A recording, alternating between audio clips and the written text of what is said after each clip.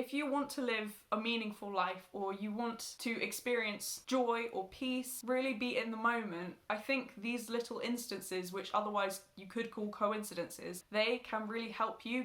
Hello, welcome. Today's video is going to be about why I don't believe in coincidences and why I don't think you should either. So today I had an interesting experience that started me thinking about this whole idea of coincidences. I was in a really grumpy mood and I got up, as I always do, to go for a walk with the dog. If we walk on the pavement, she just eats everything, so I was just walking on the road so we could get to the park quickly. But then a lorry was backing down the road, so we had to go back on the pavement, and I just stopped behind one of the parked cars waiting for the lorry to go by, and I could have easily, once it had gone by, carried on down the road, but instead I waited and went back onto the pavement, and in doing that we bumped into this other adorable dog who is exactly like my dog. Honestly, it was like if you put a mirror between them, the only thing that was different was the other dog's ears were more curly, but otherwise they were exactly the same, which was very cute.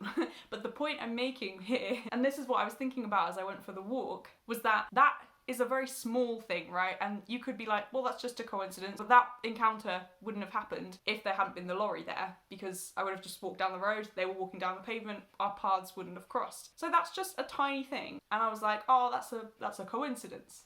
But then the more I was thinking about it, the more I was like, I can choose what I believe that was, and I can choose to believe that was a coincidence, in which case it's nothing, it doesn't matter. Or I can choose to think that that was some sort of divine intervention, or like a God moment, or a God incidence, or the universe sensing that I was in a bad space and moving me into the path of something that would cheer me up. Whatever you want to view it as, whatever your circumstances are. And we're going to go into, if you don't have any kind of spiritual belief system, we're going to be talking about why I think you're missing out. I can choose whether that cute meeting of the two dogs who look identical and are just so sweet, I can choose whether I'm going to assign meaning to that. So if I think that was just a coincidence and I carry on with my day, that encounter has meant nothing, but I can choose to give that thing meaning by saying, oh, that was God, or that was the universe, that was fate in some way. And I mean, I'm someone who will find meaning everywhere. I can take like the simplest thing, like this small meeting of this dog,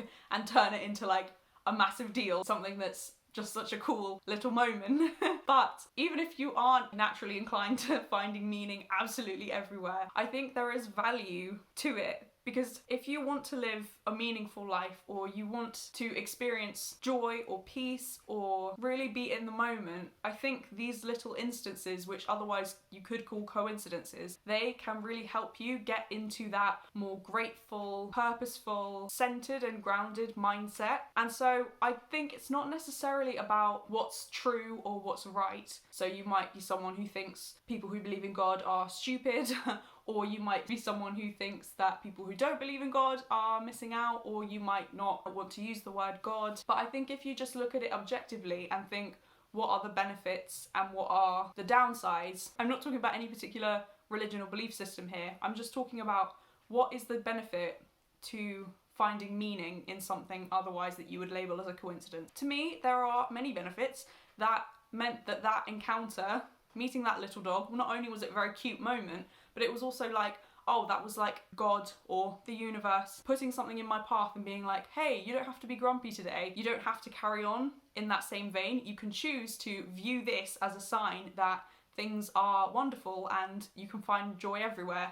Example A, look at this cute dog, it looks exactly like your dog. So the benefit of that thing was huge for me, because it completely shifted my mindset for the day and for the morning, and I was able to appreciate that tiny moment. Whereas the downsides of not believing in some kind of meaning behind everything is that that encounter, that little cute dog meeting my dog, the fact we wouldn't have bumped into it otherwise, if I don't believe that that was anything, and if I believe that that was just a coincidence, yes, it was a cute moment, but the downside of that versus believing it was something meaningful is I wouldn't have got that mindset shift. I wouldn't have found any meaning in that other than, oh, we just accidentally bumped into that dog. That was interesting, but there's nothing more there. I think we can get caught up in thinking about what's true or what's real or what's the answer to the question, and the question being the meaning of life.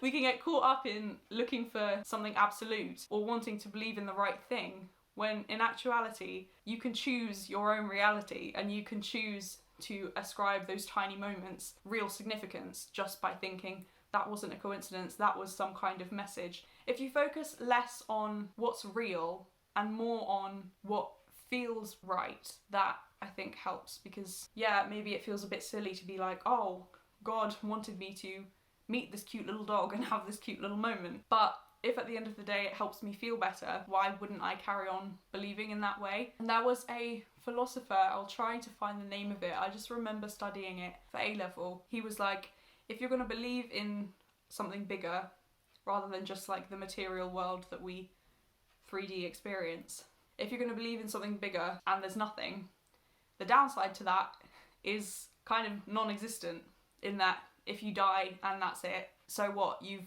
led a life which was filled with meaning and purpose, and hopefully you helped other people and you lived a good life. Whereas the other way, if you live your life as if there's nothing and then there's something, have you missed out on a whole chunk of experience by just focusing on the material world as opposed to also engaging on a spiritual level with the world?